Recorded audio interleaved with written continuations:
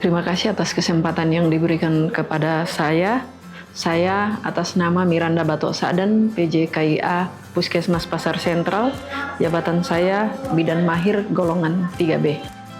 Dalam pelayanan kesehatan ibu hamil di Puskesmas Pasar Sentral, kita sudah melayani ibu hamil dengan standar 12T. Selama pelayanan tahun 2025, jumlah ibu hamil yang kami sudah layani sudah sekitar 1.083 ibu hamil. Dari jumlah sasaran 1.282. Jadi capaian kami di tahun 2025 sampai dengan bulan November tahun 2025 yaitu sudah 85%.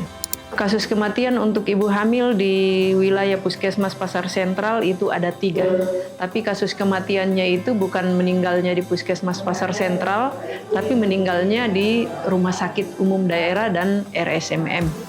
Program ibu hamil itu kan sudah standarnya bahwa setiap ibu hamil itu ditimbang, ditensi, pemeriksaan tinggi fundus uteri, terus palpasi dan USG, PT, tablet tambah darah. Itu semua bagian dari dalam 12T. Setiap ibu hamil yang dilayani itu mendapat pelayanan 12T rutin, iya. Dan untuk pelayanan ke depan sampai saat ini untuk capaian pelayanan ibu hamil itu sampai dengan K6. K6 itu pemeriksaannya 1 kali di trimester 1, 2 kali di trimester 2, dan 3 kali di trimester 3. Dengan pelayanan 2 kali USG oleh dokter. Jadi USG-nya itu di trimester 1 1 kali dan di trimester 3 1 kali kontak dengan dokter. Untuk kematian bayi di wilayah Puskesmas Pasar Sentral itu ada 3. Tapi kematiannya bukan di Pasar Sentral tapi di rumah sakit. Itu dengan KJDR. Selama ini kami sudah lakukan kunjungan rumah. Jadi pelayanan kesehatan untuk ibu hamil kami sudah lakukan secara maksimal dengan pemeriksaan. Jadi setiap hari kita jadwalkan untuk ibu hamil yang tidak berkunjung hari ini, yang dijadwalkan bulan kemarin untuk tidak datang berkunjung, itu kita akan hubungi.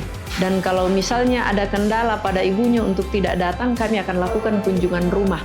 Dan itu sudah rutin kami lakukan di setiap dalam seminggu itu kita kunjungan rumah kadang 3 kali dalam seminggu.